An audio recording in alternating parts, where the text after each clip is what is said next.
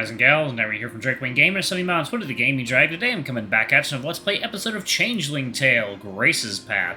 So let's go ahead and jump right back in, shall we? Alarm chain, you were up, and let's go! It was Malcolm's idea. Gee, thanks. We're just now heading to clean up, Marion. I leap up and decide and head to the table, where we've left nothing but scraps. We saved you a bit, even. At the bottom of the heap, I find one lone mackerel, which I pull out by the tail. It's cold and soggy, but still intact. No, thank you. I prefer my food. She takes one look at the floppy thing and grimaces. Fresh. Oh, Marion, calm down. We were enjoying lunch, not ruining your home. Calm down? I'm out at the market doing everything I can to maintain this house, and you're gallivanting, swimming, canoodling. Canoodling? And making a mess of everything. How dare you? Her voice has become quite high-pitched. I realize how much Marion has let this affect her life. Marion, please, let us be of help. We'll clean, then tend to chores with you, won't we? I look to Grace, who is nodding hard. Yes, of course. I never meant to hurt you, Marion. I'm sorry. I won't simply apologize. I'll get to work right away. Marion turns red, as if embarrassed by her outburst. I didn't mean to be rude. It's been such a terrible few days without you, Grace. I've had no one here. It's just awful. Oh, no tears, please. I try to quell the damage. Here, Marion, I'll take your bags and empty them for you. Let's gather by the kitchen. You can relax while Grace and I clean, right, Grace?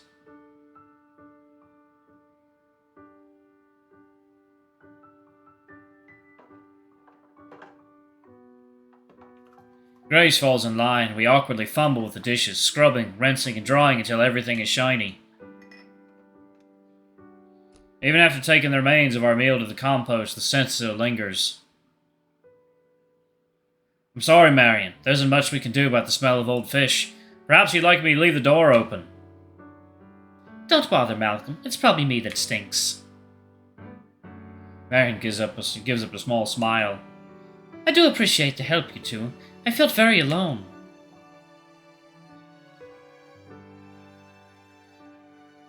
Grace goes to her sister, but halts timidly before offering a hug. We both must wonder if Marion is still frightened of her form. I'm sorry. I don't ever want to lose you. You won't, Marion. I'm sorry I look like this. I know you must hate it. I don't. It's just so hard to believe. Is it really you under there? The only one else who could make such a mess. Marion steps back and looks at Grace with new eyes. I missed you so much. Catharsis is short-lived. Marion's face once again furrows with concern.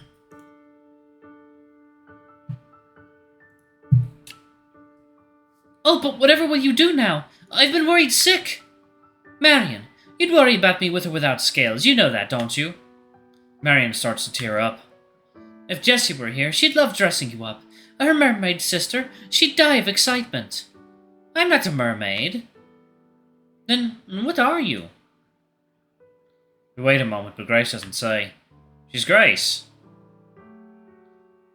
Beauty, poise, and grace. Isn't that what every woman strives for?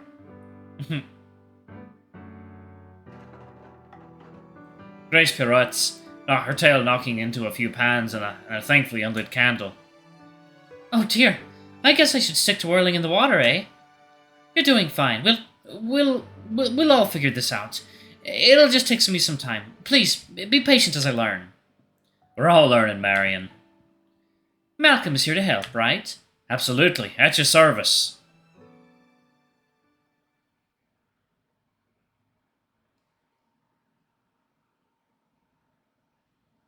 A promise is a promise, I remind myself as I perform my assigned duty. Even though mucking out the stalls in the McLeod's barn wasn't exactly what I had in mind when I said I was here to help. Despite the scent, cleaning the stable is not so bad. If nothing else, it's a welcome change from the smells of seaweed and fish these past few days. Plus, by taking on this chore, I've given Grace and Marion an opportunity for some much-needed one-on-one time. And so I work to rake back and forth, reflect on the situation, humming quietly to myself.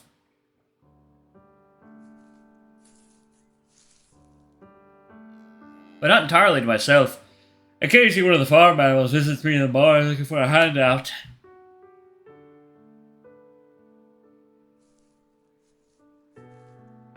At the Royal, a new visitor enters the barn, this time one who stands on 2 feet instead of 4.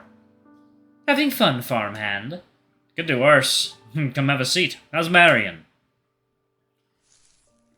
Instead of grabbing a stool, Grace plops down in the hay. She's much better. Calmer. We talked about what our lives would be like now. But how's that? Confusing. Tricky. But we're going to make sure we stay a family as much as we can. I take a break and face Grace, who is fiddling with a few pieces of straw. You know, all of us keep saying, it'll be alright, you'll be fine. We'll be fine. Believe me, I know. It's like when Jessie's phonograph skips and keeps repeating itself. I've been thinking, what do you suppose not alright would look like? You tell me. You've seen the worst of it. Scenarios leap into my head. A fleet of fishermen all looking to land the elusive creature of the loch. Rich noblemen on the hunt for a most exotic trophy. What of nature's fury? A great maelstrom or even a greater sea monster? Yo, water time. Alright guys and gals, and we are back. Let's jump back in, shall we? Watching Grace fight a giant squid. I conjure up my wildest visions yet. Grace and a giant squid locked in epic battle. But Grace is no wee waif anymore. Oh, 1 second, let me make sure it's not going to my headset. We're all good, y'all. Okay. But Grace is no wee waif anymore. She's strong and agile, intelligent as ever. I've come to realize there's nothing she can't overcome or avoid by simply swimming away. Of course, none of us know what she has turned into, what she might become, but if Grace is untroubled by it, elated even, then what cause do the rest of us have for concern? Malcolm, is everything alright? As I pull myself back down to earth, I find I'm ready to admit something I've been holding back ever since Grace's changes began.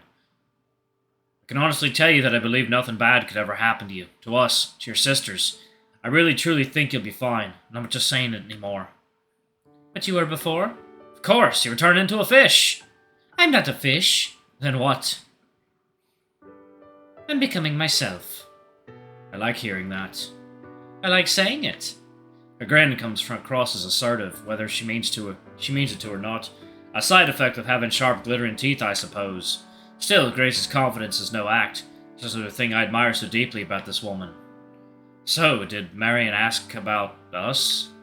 Grace's confidence must be rubbing off on me, as the words tumble out of my mouth. I wonder if this is even a subject I should have raised. She did. I told her we were just friends, even if she suspects otherwise. But I did suggest she find a beau for herself. Told her just how life-changing it could be.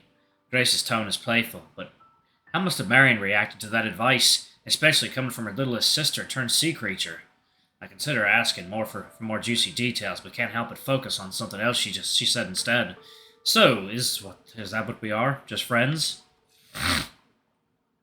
She smirks and doesn't miss a beat. We can be whatever you like. Grace demonstrates by slipping her arms around me and nuzzling her damp muzzle at my neck.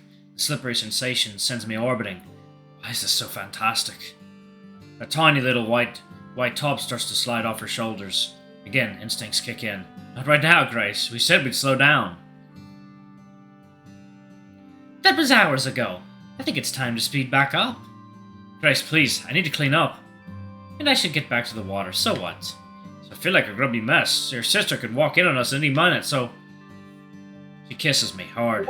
My hands travel up and down her back. She pulls away just to glide her long tongue across my collarbone, leaving me breathless. How about we take a break for now and pick up later where we left off? A needful ache throbs through me. Hopeless, I can only manage a nod.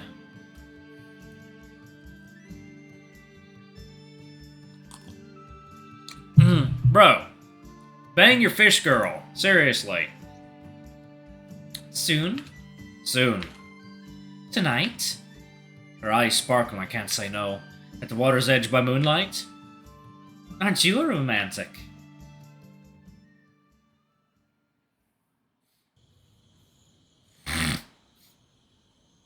For the rest of the day, I stumble through my routine in a fog. Even Grant can tell that I'm distracted. And we have an unusually quiet dinner.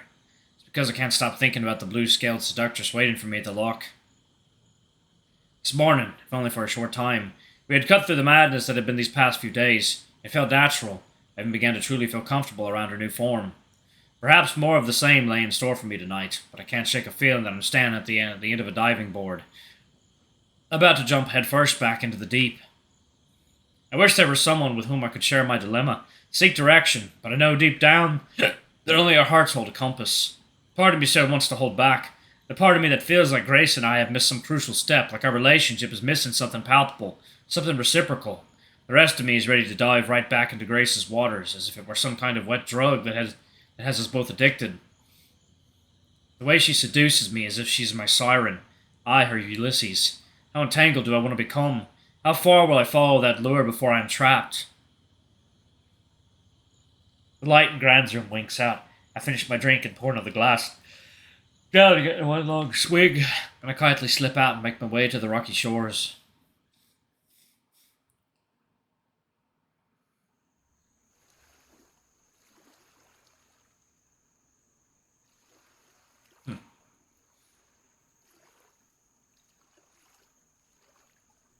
Here she is. The water is still and shimmering with moonlight, and in the center of it drifts Grace. She looks like a mysterious floating pearl. The whole of the loch is her oyster. And what am I? The grain of sand that has transformed her into this shining pearl? I try not to think of that. Instead, I began skipping some rocks to let her know I'm here.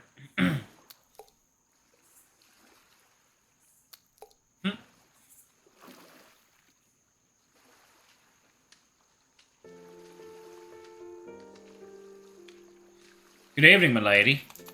Grace takes a few steps out of the loch, then shakes, spraying water toward me playfully. Even in the low light, I can tell she wears nothing but her natural swimsuit. Good evening to you, sir. I try not to blush, seeing her display herself as openly as she does. This is just Grace, I suppose. Even so, my pulse races. Grace follows my gaze and laughs. Oh, Mary insisted on doing my laundry.